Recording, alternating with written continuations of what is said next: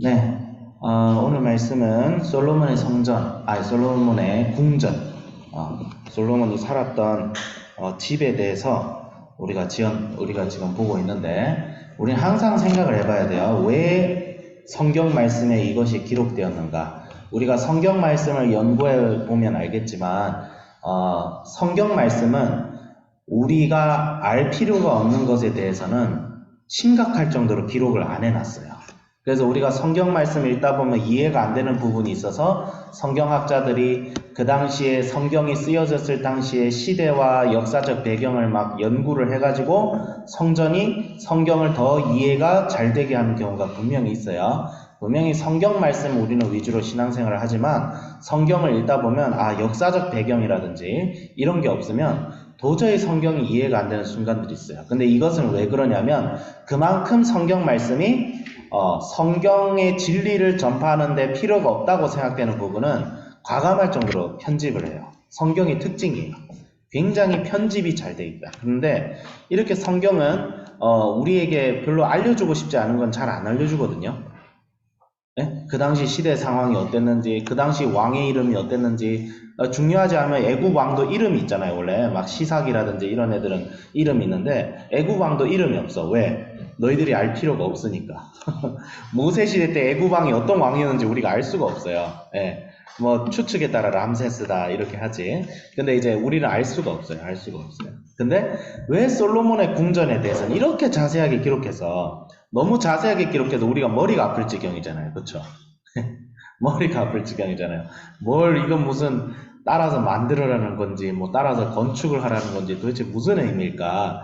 그래서 뭐 여러 가지 연구하면 여기에 또 무슨 상징이 있고 이것을 영적으로 이렇게 보고 라고 하지만 일단은 거기까지 보기에는 우리가 시간도 별로 없고 저도 시간도 별로 없고 다만 이제 그림을 좀 하나 공유를 하고 있어요. 솔로몬의 궁전이 도대체 어떤 의미일까? 잠시만요.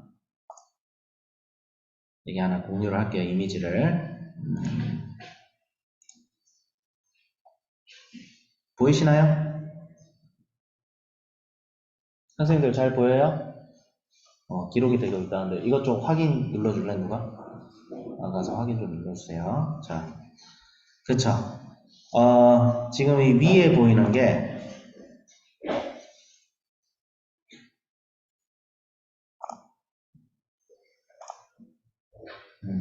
이 위에 보이는 게 이게 솔로몬의 성전입니다. 템플이라고 적혀 있죠?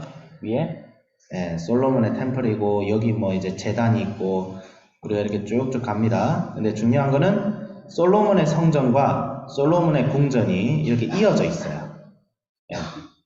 솔로몬의 궁전과 솔로몬의 성전이 이어져 있어요. 그러니까 솔로몬의 궁전은 사실상 성전의 부속 건물이었다. 이렇게 해석하는 분들이 많습니다. 그래서 솔로몬의 성전과 솔로몬의 궁전 건축은 사실상 연결되어져 있다. 왜냐하면 1절부터 13절은 솔로몬의 궁전의 건축에 대해서 얘기를 하고 있는데 14절부터는 솔로몬 성전 내부의 기물에 대해서 기록을 하고 있어요. 그러니까 이게 구조상 어떻게 되는 거예요? 솔로몬의 궁전이 갑자기 써져 있다가 또 솔로몬의 성전에 대한 성전의 놋기둥과 놋으로 된 제단과 그거는 하나님 여호와의 제사에 대한 거잖아요.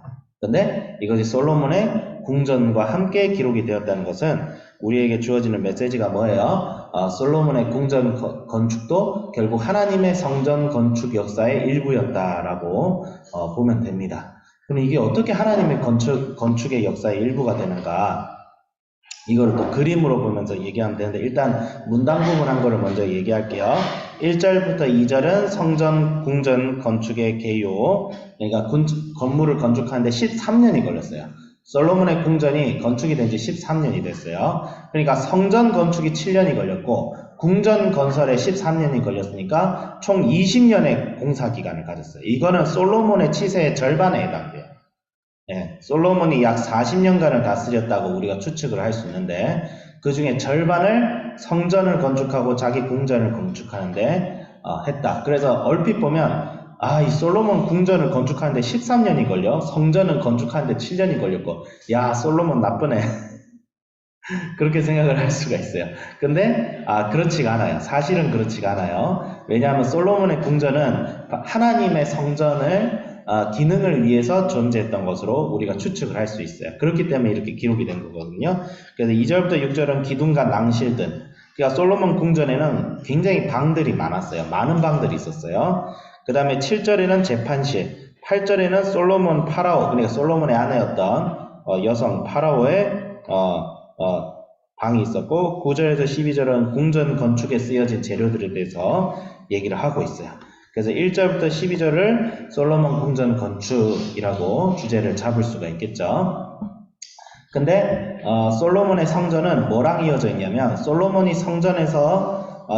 성전, 이 성전에서 하는 여호와 하나님 앞에 제사를 지내죠. 제 마우스 포인트를 잘 보셔야 돼요. 근데 여기서 이어져 오면 코트가 나와요. 여기가 어디냐면 솔로몬이 국가를 통치하고 다스리고 뭔가를 판단하고 회의할 때 쓰이는 곳이에요. 그러니까 우리 조선시대 때도 왕이 딱 앉아있으면 신하들이 양옆에 앉아가지고 전하 통촉하여 주시옵소서 막 이러잖아요. 네, 그런 곳이라 보면 돼요. 그러니까 나라를 다스리는 곳. 여기는 뭐 솔로몬이 자는 곳. 여기는 솔로몬의 아내가. 그러니까 솔로몬 이집트의 파라오에 따른 이방인이기 때문에 맨 뒤쪽에 밀려나 있어요. 중심에서 맨 뒤쪽으로 밀려나 있어요. 네. 그 다음에 이제 여기는 이제 여러 가지 또 방, 여기는 또 왕의 대소사를 행할 수 있는 방들이 이어져 있다고 보면 돼요. 그런데 중요한 것은 뭐예요? 솔로몬의 왕궁은 무엇을 의미합니까? 왕궁은 왕의 권력을 상징하죠. 예. 옛날에 왕들이 궁전을 크게 짓고 우리 프랑스의 태양왕 루이 14세가 베르사유 궁전을 막 크게 그렇게 화려하게 지은 이유가 뭐예요? 궁전을 화려하게 지으면 왕의 권세가 강해져요. 궁전을 크게 지으면 봐라 내가 이 나라의 왕이다 이렇게 어필을 할 수 있어요.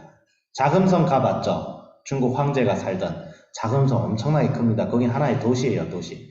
그래서 palace가 아니고 영어로 forbidden city라고 하잖아요. city. 예, 엄청나게 큽니다. 궁전의 크기하고 규모는 그 왕의 권세를 상징해요. 근데 솔로몬은 이 궁전을 성전과 비슷한 사이즈로 지었을 뿐만 아니라 성전과 이어버렸습니다. 이 말은 뭐냐면 자기가 왕이 된 것이 내가 잘나서가 아니고 하나님 여호와로부터 나왔다는 것을 보여주고 있죠. 네. 그래서 솔로몬 시대 때 솔로몬은 이제 자기 백성이 아니라 주의 백성을 다스리기 위하여 하나님께서 하나님을 대리하여 나를 대리 통치자로 세웠다. 그러니까 대리 통치자라는 말은 뭐냐면 나는 주인이 아니라는 거예요. 네. 나는 이 백성의 주인이 아니라는 거예요. 솔로몬은 이 궁전을 건설하고 성전을 건축하면서 여기에 나오는 이제 성경이 나오는 사상이 있어요. 그게 뭐냐면 이방 나라들은 왕을 세울 때 혈통을 따지고 계급을 따지고 하지만 하나님의 백성을 다스리는 지도자와 왕은 세상적인 기준으로 세우는 것이 아닙니다. 반드시 하나님의 성령의 기름 부으심과 하나님께서 지명한 사람이 지도자가 되는 것이 맞았어요. 근데 솔로몬은 그것을 사실 거기에 대한 중심적인 마음을 대변하고 있죠. 그래서 오늘날 이 솔로몬의 궁전이 뭐 여러 가지 복잡한 것은 나중에 봐도 되고 핵심적으로 봐야 될 것은 우리 인생의 주권이 누구에게 있어야 된다? 바로 여호와 하나님께 있어야 된다. 교회에 다 통치하고 다스리는 것은 누구에게 있어야 된다? 막 권세가 있고 교회가 건물이 크고 막 목사님이 막 좌지우지하고 그런 게 아니라 교회의 주인도 예수님이시고 우리 인생의 주인도 예수님이시다. 솔로몬도 자기 나라의 주인이 하나님이심을 고백하고 하나님 뜻대로 다스리려고 노력한 흔적들이 그 성전 건축과 궁전의 건축의 역사에 담겨 있다고 보시면 됩니다. 그래서 오늘 우리 하루도 주님이 통치하신 하루가 될 수 있도록 우리가 기도하고 또 하나님께 간구할 수 있도록 그럴 때에 정말 우리 인생에 큰 축복이 임할 줄 믿습니다. 자, 기도하겠습니다. 하나님 아버지 주여 감사드립니다. 이 말씀을 통하여 정말 옛날에 지었었던 궁전의 그 역사가 우리랑 무슨 상관이 있을까 생각해 보기도 하건만 주님께서 여전히 그 가운데 구속사를 우리 인류를 구원하고 우리를 다스리는 예수 그리스도의 왕권을 오늘 이 오래전 시대 때부터 이미 보여주고 계심을 우리가 배웁니다. 예수님이 내 인생의 주인과 왕이 되게 하여 주시고 예수님의 뜻대로 오늘 하루도 살아갈 수 있게 하여 주시옵소서. 예수 그리스도 이름으로 기도드립니다. 아멘.